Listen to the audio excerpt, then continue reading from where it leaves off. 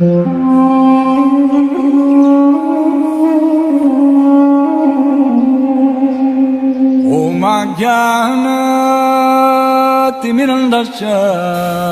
I am stressing on this point.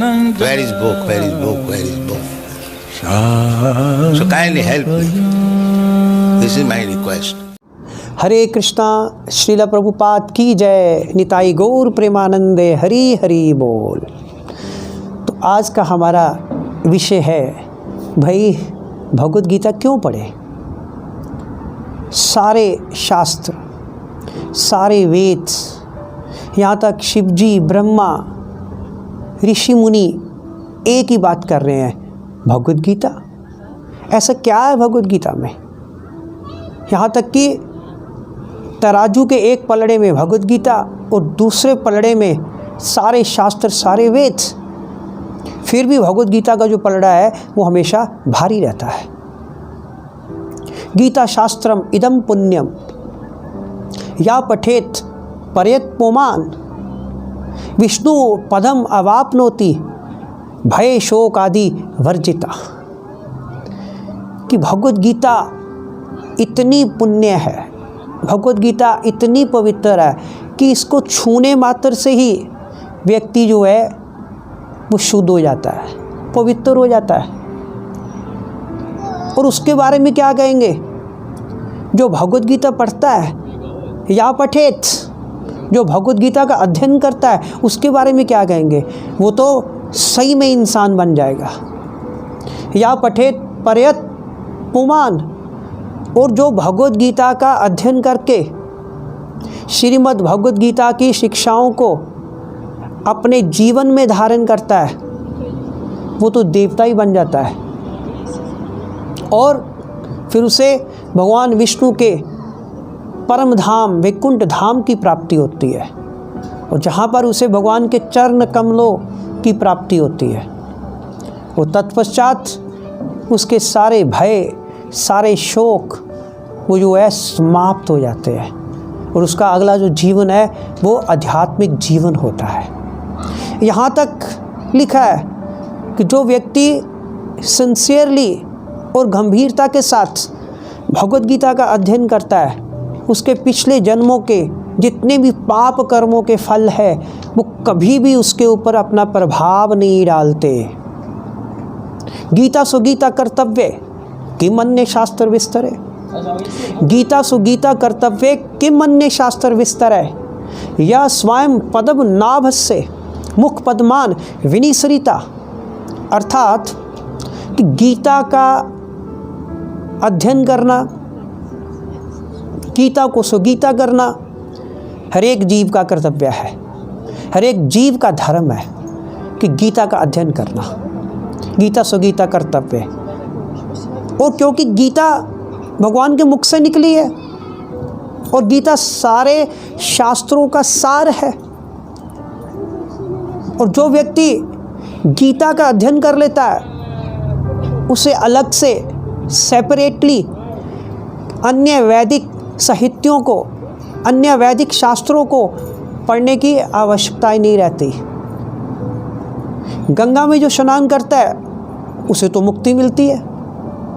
अब उसके बारे में क्या कहेंगे जो गीता रूपी गंगा का अमृत पान करता है? गंगा तो भगवान के चरणों से निकली है भाई, और गीता भगवान के मुख से निकली है।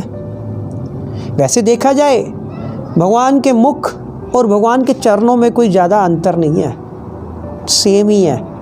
लेकिन फिर भी मुख का स्थान जो है ऊपर होता है, चरणों का स्थान नीचे होता है।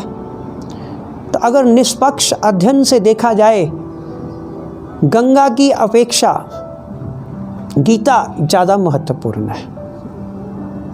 गीता सुगीता कर्तव्य के मन्य शास्त्र विस्तर है। इसलिए जिस व्यक्ति ने श्रीमद् भगवद गीता का अध्ययन कर लिया, उसे किसी और शास्त्रों को पढ़ने की ज़रूरत नहीं है।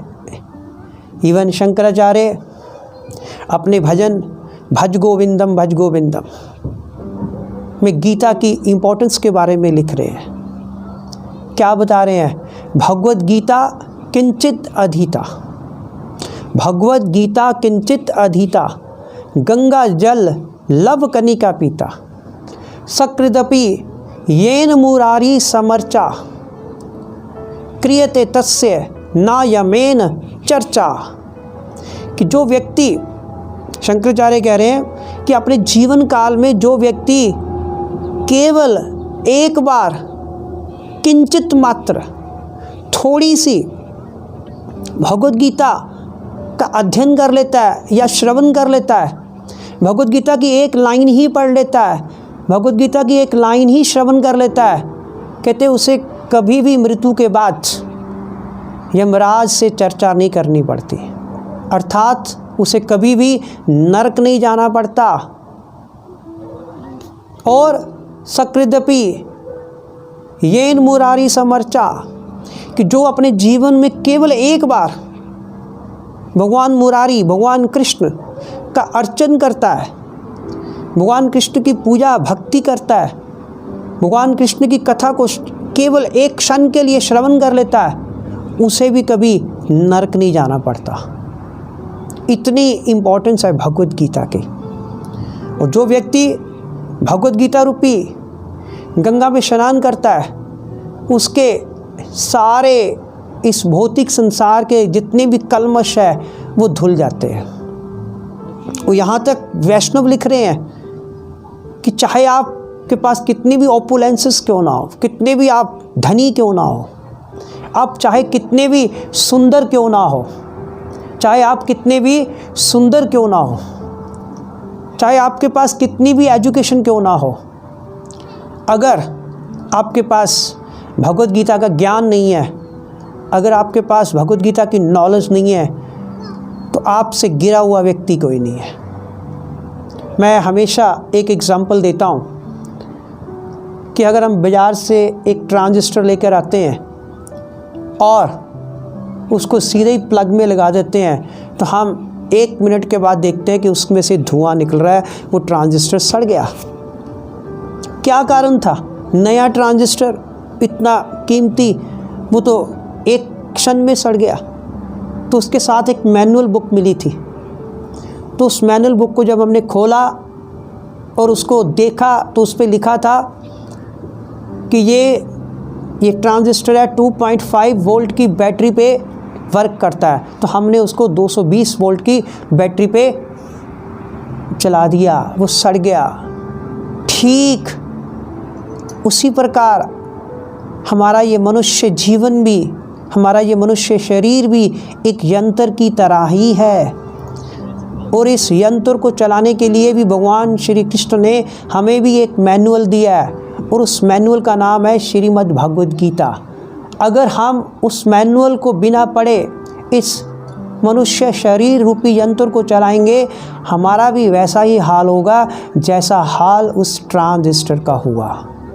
तो इसलिए मैं आप सबसे विनय में प्रार्थना करता हूँ, प्लीज़ नित्य भगवद गीता का सेवन करिए। प्रतिदिन भगवद गीता का कम से कम 1 श्लोक अवश्य पढ़े और उसको अपने जीवन में धारण करने का प्रयास करें। तो फिर क्या होगा, हमारे जीवन के सारे कष्ट, सारी चिंताएं समाप्त हो जाएगी। तभी हमारा जीवन जो है वो सार्थक होगा। हरे कृष्णा। श्रीला प्रभुपाद की जय।